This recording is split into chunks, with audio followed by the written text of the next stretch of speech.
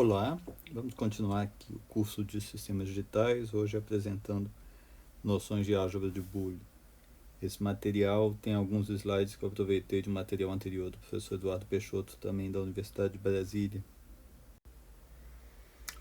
A ideia do uso da álgebra de Boole vem do fato de que, como nós vimos na introdução, nós vamos precisar representar dados de uma maneira em que as variáveis assumem apenas dois valores. Esse é um problema que Boole tratou lá no século XIX. Como frequentemente acontece na matemática, ele desenvolveu isso de uma maneira geral e ele nada sabia da aplicação que nós daríamos hoje. Boole é de antes, muito antes do circuito elétrico digital, que é uma coisa dos anos 50, é mesmo antes da lâmpada elétrica. Ele viveu provavelmente para ver o telégrafo funcionando, talvez a única aplicação de eletricidade que ele tenha visto. Ele, num trabalho, esse livro que está citado aqui embaixo, ele se propõe a dar expressão às leis fundamentais do raciocínio na linguagem simbólica do cálculo. Em outras palavras, ele estava querendo fazer uma sistematização matemática da lógica. A palavra álgebra é usada de maneiras ligeiramente diferentes dentro da matemática.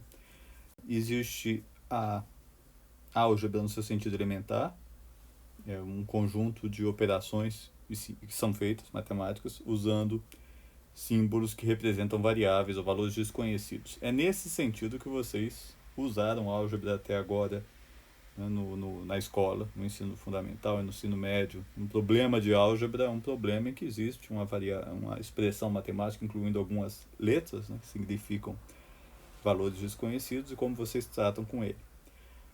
Vocês, ou algum de vocês, deve ter feito um curso de álgebra linear aqui na universidade. A álgebra linear lida com o estudo dos campos vetoriais e de transformações lineares. Não é exatamente a mesma coisa. Se vocês fizerem mais à frente um estudo sobre probabilidade, vocês provavelmente encontrarão um novo significado para a álgebra. Nós vamos dizer, os matemáticos dizem, que uma coleção de conjuntos fechada sobre as operações de união ou intersecção, ou seja, a união de dois desses conjuntos pertence à coleção e a interseção desses conjuntos pertencem à mesma coleção, formam uma álgebra. Eles usam essa expressão. A álgebra de Boole, no sentido que nós vamos usar aqui no curso, está mais próxima desse sentido.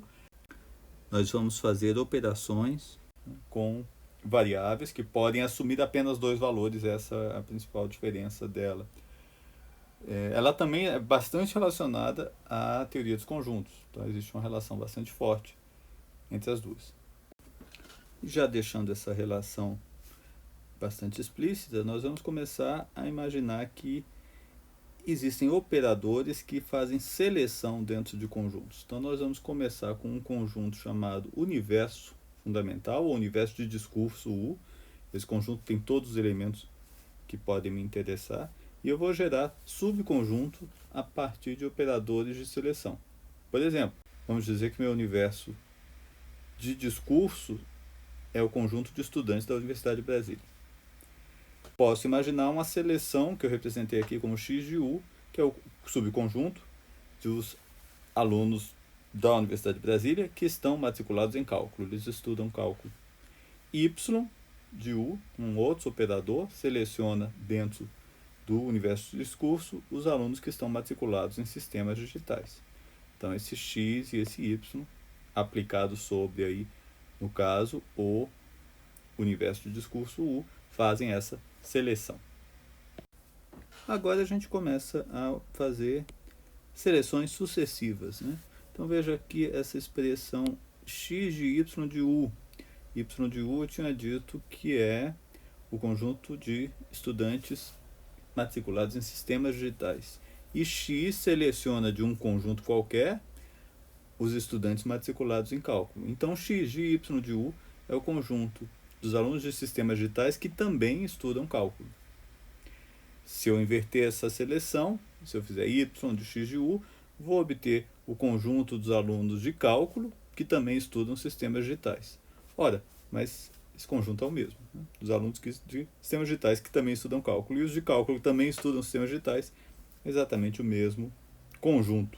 Então aqui eu sei que se eu quiser tratar desses operadores dessa forma, eu já tenho aqui uma regra que precisa ser seguida de comutatividade. X de y de u é igual a y de x de u. Nossa notação está ficando um pouco confusa, a gente vai simplificá-la. Geralmente, o universo é subentendido, né? Então, x de u eu vou chamar simplesmente de x, y de u eu vou chamar simplesmente de y. Então, abrevio aquela expressão que nós chegamos há pouco por xy igual a yx. Veja que, então, essas seleções sucessivas estão sendo representadas por um produto, né, em matemática.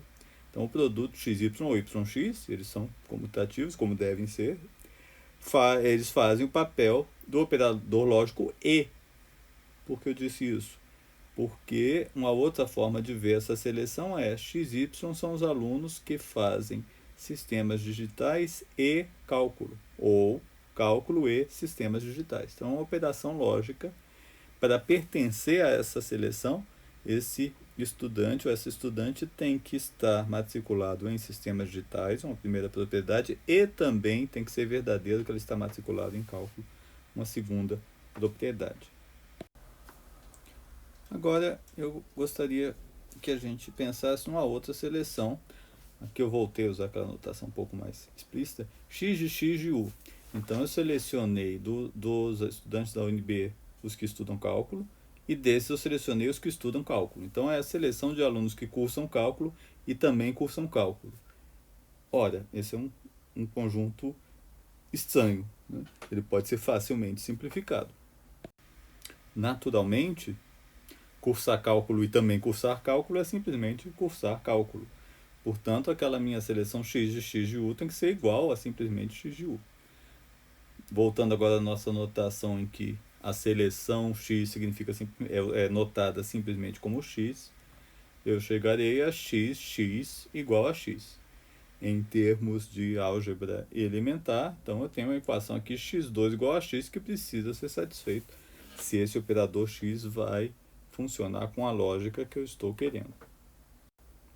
Vamos desenvolver um pouco essa equação bastante simples, porque todas essas etapas vão nos levar a conclusões interessantes sobre essa seleção x, que vai acabar virando uma variável na álgebra de Boolean. Então, nós temos x ao quadrado igual a x, podemos desenvolver dessa forma e chegar até isso. X, 1 menos x igual a 0. Claro, as soluções dessa equação são 0 e 1.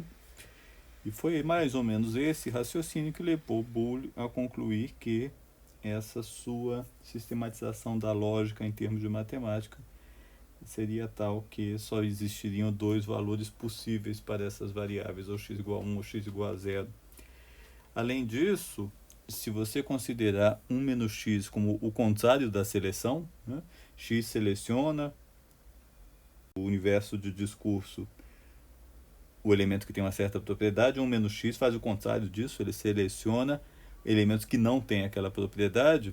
Voltando ao exemplo do cálculo, essa expressão aqui, nessa forma, é bastante curiosa. Isso significa, a gente já tinha visto que o produto é o E, então isso significa alunos que estudam cálculo e que não estudam cálculo.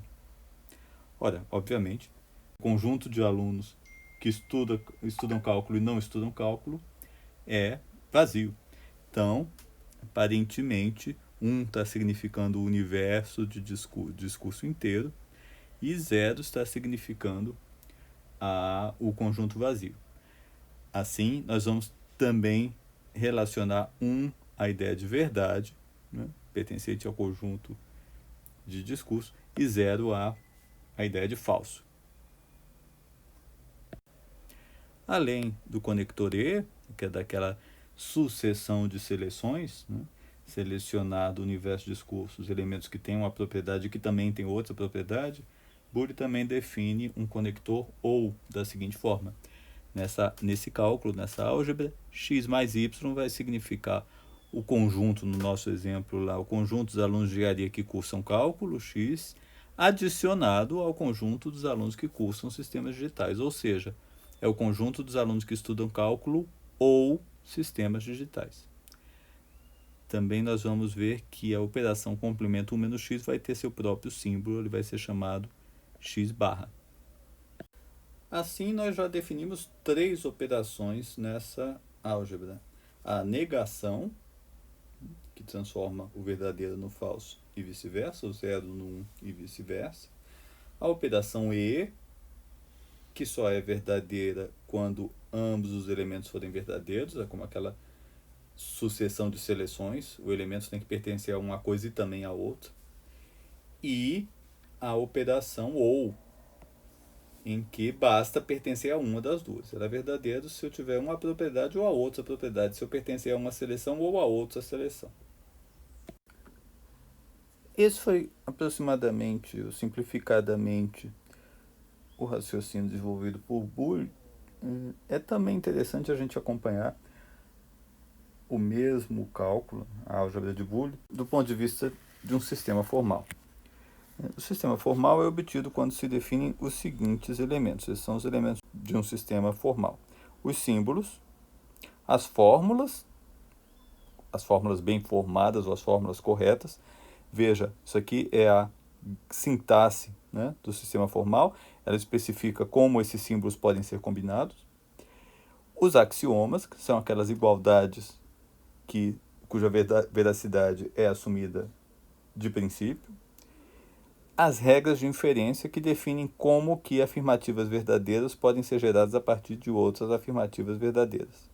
Então, as regras de inferência são usadas para demonstrar teoremas. Teoremas são expressões verdadeiras que podem ser provadas formalmente a partir dos axiomas, usando-se as regras de inferência. A regra de inferência vai me dizer, a partir de uma expressão verdadeira, você pode fazer essa ou aquela transformação, e eu vou fazer essas transformações a partir de um ou vários axiomas, até chegar à expressão que eu quero provar, quando ela se torna, então, um teorema. Observe que existe aí uma escolha possível entre o que são axiomas e o que são regras de inferência. É uma questão aí de estilo, se você quiser pensar assim, do que seria um e o que seria outro. Pensando nesses elementos do sistema formal, nós chegamos a uma nova forma de apresentar a álgebra de Boole.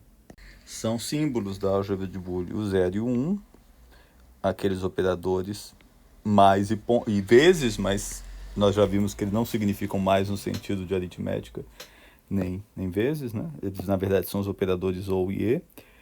Vamos precisar de parênteses, pelo mesmo motivo que em álgebra, né? Para garantir a ordem das expressões. Letras maiúsculas, desculpem o errinho aqui. Letras maiúsculas do alfabeto latino, que vão ser as nossas variáveis, com ou sem uma barra superior. Então, A é um símbolo desse cálculo, A barra também, B barra, etc. Algumas observações sobre isso, né? Então, esses são os símbolos, mas é bom a gente notar algumas coisas. Na área de lógica, então, cursos, o sistema formal estudado do ponto de vista de um curso de lógica, é muito comum usar, em vez de mais e ponto, usar isso aqui para o ponto, tá? E esse aqui para o ou, tá? Então, esse aqui para o e, esse aqui para o ou, e também esse símbolo aqui, tá? Para a barra. E vocês também vão encontrar a linha, inclusive o Eikerle, que é um dos nossos livros textos, usa a linha, em vez de a barra ou não há dessa forma. As fórmulas. Então, vem uma série de regras dizendo o que são as fórmulas. 0 é uma fórmula desse cálculo, 1 é uma fórmula desse cálculo. Qualquer variável isolada, então qualquer uma daquelas letras de A a Z é uma fórmula. Se alfa é uma fórmula, então agora eu estou usando aí um símbolo, um metasímbolo, né? Alfa eu estou querendo dizer alguma fórmula que já existe, ela já satisfaz essas regras. Se alfa é uma fórmula, alfa barra é uma fórmula. Então eu posso barrar qualquer expressão. Se alfa e beta são fórmulas, alfa mais beta é fórmula. E se alfa e beta são fórmulas, alfa ponto beta é também uma fórmula. Aplicadas consecutivamente, essas regras vão te permitir saber se algo é uma fórmula ou não. Nós não estamos falando ainda de semântica, não sabemos o que isso significa, mas essa é a nossa gramática. Por exemplo, eu posso concluir a partir dessas fórmulas, não é difícil de concluir, que A ou B é uma fórmula, certo? Porque variável é uma fórmula, então A é fórmula, B é fórmula, e por essa regra aqui, se alfa e beta são fórmulas, alfa mais beta é fórmula, então isso está valendo. Por outro lado, eu não vou conseguir uma regra que justifique isso aqui nesse meu cálculo. Eu não posso fazer isso. Não vai haver nenhuma, até aqui tudo bem, se A é fórmula e B é fórmula A ponto B, né? Eu omiti o ponto, a gente vai fazer isso que nem faz em álgebra elementar. Isso ok, mas não tem nada que me diga depois que eu posso pegar uma fórmula e colocar um mais no final. Então isso não é uma fórmula. De novo, a gente ainda nem definiu o que essas coisas querem dizer, mas eu já sei o que existe, quais são as sentenças que existem ou não existem nesse cálculo. Duas observações. Eu vou manter a mesma prioridade de operações da álgebra elementar, ou seja, eu faço a multiplicação antes da soma. Por conta disso, eu vou usar parênteses, se eu precisar alterar essa ordem, ou se eu quiser deixar mais claro. Como eu acabei de dizer, também vamos omitir o operador ponto. Como essas variáveis, quando a gente for trabalhar sistemas digitais propriamente ditos, para engenharia, essas variáveis significam estados, informações do mundo real, é muito comum que a gente coloque essas variáveis digitais tendo mais de uma letra. Tá? Então, por exemplo, você pode encontrar aí num texto descrevendo um artigo descrevendo um certo sistema digital essa expressão aqui, enable igual a e B. É claro que enable, significando habilitar, é um sinal. Né? O sinal que habilita o meu sistema é encontrado, daqui num exemplo que eu dei, da conjunção de A e B. O Wakerly, nesse ponto, ele vai dizer o seguinte: já que eu vou fazer isso, eu nunca vou deixar de colocar o ponto, porque haveria uma suposta ambiguidade. Alguém poderia ler isso aqui e supor que isso é E, I, N, I, A, I, B, I, L. Eu acho que é um pouco de preciosismo, né? É bastante óbvio que a gente simplesmente deu um nome mais longo para uma variável. E também acho que a gente não vai confundir esse A e B aqui no nome com duas variáveis A e B isoladas. Quando a coisa puder se mostrar ambígua, a gente esclarece. Mas eu não vou acompanhar o Wakerly e vou omitir o ponto quando for conveniente. Aqui estão os axiomas da álgebra de Boole. Vai ficar mais claro depois por que eu estou apresentando eles aos pares dessa forma. Né?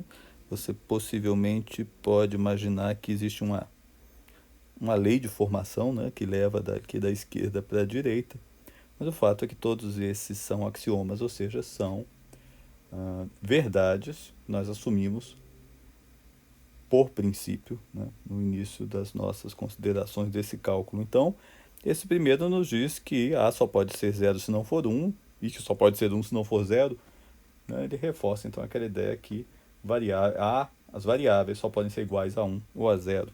Esse segundo, veja que dá uma definição do operador barra. Né? Se A é igual a 0, a barra é igual a 1, se A é igual a 1, a barra é igual a 0, nos dá a definição, vamos dizer assim, do operador barra como a inversão lógica, né? Leva o verdadeiro no falso e vice-versa. Aqui eu tenho que 0 e 0, eu vou começar a usar agora e ou para esses operadores. 0 e 0 dá 0, 1 ou 1 dá 1. Mas se quiser, você pode ler também 1 mais 1 igual a 1, se você quiser chocar alguém, talvez alguém que use expressões como tão claro ou tão certo quanto 1 mais 1 igual a 2, é sempre bom provocar, né, uma reflexão dessas pessoas. A matemática, ela pode ser uma atividade de grande criatividade, né, e de liberdade também. Então eu posso definir, desde que faça sentido interno, esse sistema em que 1 mais 1 é igual a 1. Então aqui nesse curso a gente vai falar tão certo quanto 1 mais 1 igual a 1. 1 e 1 é 1, 0 ou 0 é 0, até aqui não há grandes surpresas. E essas expressões 0 e 1 é igual a 1 e 0 é igual a 0. 1 ou 0 igual a 0 ou 1 igual a 1. Ela está, se você pensar em 0 e 1 como verdadeiro e falso, esses axiomas também estão meio que definindo os operadores ponto e mais, no sentido de serem e ou, como a gente tinha definido anteriormente. Ficam faltando as regras de dedução. Nós não vamos vê-las porque não vamos usá-las nesse curso. Eu talvez mostre aí num segundo vídeo para quem tiver curiosidade, algum comentário sobre ela, ou deixe algum texto.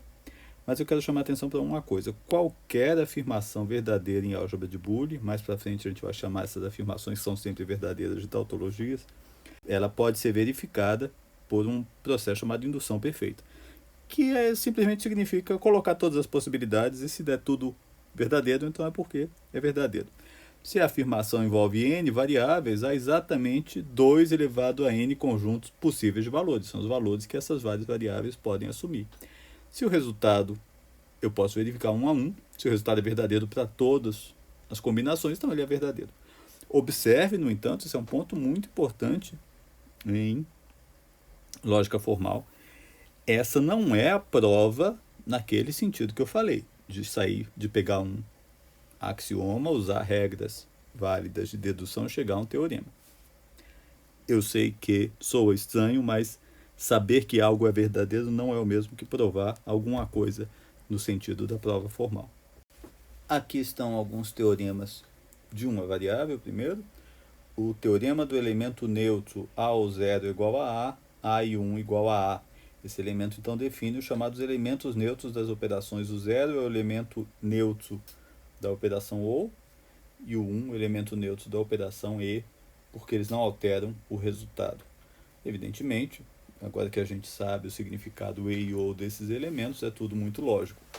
Uma variável ou 0 vai ser verdadeira se essa variável for verdadeira, então ela é igual. Essa expressão é igual simplesmente à variável A. Da mesma forma, a variável A e alguma coisa que é verdadeira, esse conjunto vai ser verdadeiro dependendo apenas do valor da variável A. Então, ele também é igual a A. De novo, eu estou colocando eles em pares e vocês talvez já estejam começando a imaginar qual é essa regra que leva da esquerda para a direita. É uma substituição específica. O elemento nulo, esse é um elemento, exatamente o contrário do elemento neutro, ele modifica completamente, ele trivializa, né, a expressão. A ou 1 igual a 1 e A e 0 igual a 0. O 0 anula toda a expressão, isso aqui já era verdade, né? Isso é verdade na álgebra convencional, no sentido convencional de multiplicação. Isso aqui não, né? Bastante diferente. Mas, claro, o valor verdade dessa expressão, que é uma variável A que pode ser verdadeiro ou falso, ou algo que é verdadeiro, é verdadeiro. Certo?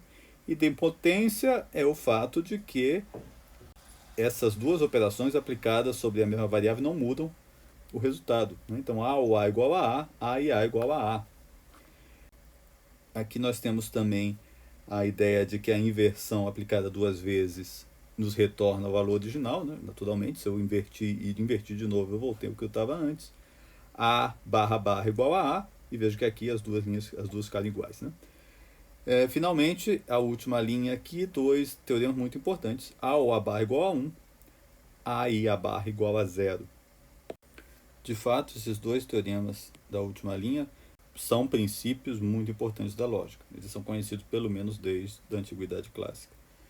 Eles são conhecidos, respectivamente, por princípio do terceiro excluído, tertius non datur. Recebe esse nome em latim porque na Idade Média, eruditos europeus estudaram a lógica a partir dos escritos clássicos. E o princípio da não contradição. Terceiro excluído diz que ou uma coisa é verdadeira ou ela é falsa. Não contradição diz que nada é verdadeiro e falso ao mesmo tempo. Alguns teoremas de duas variáveis, alguns são semelhantes a teoremas da álgebra elementar, outros são bem diferentes. Então, por exemplo, comutatividade, a operação OU e a operação ES são comutativas, também em álgebra, então aqui não há grandes surpresas. Associatividade também, é possível fazer associações com ordens diferentes, né, na multiplicação e na soma, e também aqui no caso do OU e do E. Distributividade vai haver uma coisa interessante. O E é distributivo sobre o OU, mas isso deve ser uma grande surpresa para quem está vendo pela primeira vez e está aí com a cabeça voltada para a álgebra convencional. O ou é distributivo sobre o e, né? Então, A ou B, C é A ou B, A ou C. Essa é uma expressão bastante estranha, né? Esses dois princípios aqui, cobertura e combinação, são muito usados em simplificação de funções lógicas. É algo que a gente vai estar interessado, porque simplificar funções significa fazê-la com circuitos menores, com menos meios, né? A cobertura tem esse formato, A ou AB igual a A. Veja, se algo é verdadeiro, se A for verdadeiro, ou se A e B forem verdadeiros, é a mesma coisa de ser A sendo verdadeiro, já é verdadeiro por aqui. Se A é falso, vai ser falso dos dois lados, né? De novo, eu estou colocando aqui em pares, e tem um jeito de levar de um para outro, a gente vai falar sobre isso. E a combinação nos diz que se eu encontrar uma soma dos termos AB e AB barra, eu posso eliminar o B. Da mesma forma, se eu encontrar um produto com A ou B ou A ou B barra, eu posso eliminar o B. Vocês estão notando que eu estou usando às vezes soma, né? Evidentemente no sentido da álgebra de Boole eu estou falando de e ou e não de soma e multiplicação, mas a gente às vezes vai usar esses termos, né, com os quais a gente está mais acostumado. Um teorema formulado por Augusto de Morgan, do século XIX também, tem esse formato, né? Se eu inverter o resultado do produto, do E, é a mesma coisa de fazer o OU com as variáveis individualmente invertidas. Da mesma forma, se eu inverter o resultado do OU, é a mesma coisa que fazer o E das variáveis invertidas. Então eu passo, vamos dizer assim, essa barra para dentro da expressão, lembrando de trocar a operação interna. A gente vai ver que ele vai ser usado também em certas formas de simplificação ou de colocar a função em duas formas diferentes, representadas em duas formas diferentes. Eu falei que a gente não ia provar esses teoremas e não ia falar no sentido formal e não ia falar das regras de demonstração, mas eu também falei que qualquer afirmativa verdadeira, né, tautológica em álgebra de Boole pode ser verificada diretamente. É bom fazer um exemplo aqui, né? Então, nós temos aqui uma expressão de duas variáveis. Existem 4 valores possíveis, né? O x pode assumir 0 ou 1, o y pode assumir 0 ou 1. Eu coloquei aí todos os valores possíveis numa tabela. Isso vai ser chamado uma tabela verdade mais à frente, vai ser bastante usada. E eu simplesmente verifico o valor da função original. Se o teorema de De Morgan estiver certo, essa outra função vai assumir os mesmos valores. Se assumir os mesmos valores para todos os casos possíveis, está provado. De novo, uma ressalva do ponto de vista formal de lógica. Isso tem certas consequências, isso cria certos mal-entendidos a respeito de lógica formal. Isso nos mostra que é verdadeiro, mas isso não é uma prova no sentido formal. Então está aqui a expressão x e y barrado. Ela vale 1 quando um deles for 0, isso, porque o produto vale 0 quando um deles for 0. E aqui a expressão x barra ou y barra tem exatamente o mesmo comportamento. Ela vale 1 quando um deles for 0, por exemplo. E a mesma coisa para o outro lado. Só mais um detalhe, quando a gente falou na álgebra como um sistema formal, quando eu descrevi os símbolos, eu falei que ia usar letras maiúsculas, né? Eu estou usando letras minúsculas aqui, porque esse exemplo vem de outro livro apenas por isso, e eu esqueci de mudar, né? Só uma questão de notação. É claro que pela nossa regra original, esses x e y teriam que ser maiúsculos. Isso não tem grandes consequências. E é isso por hoje. E nós continuamos com funções booleanas, né?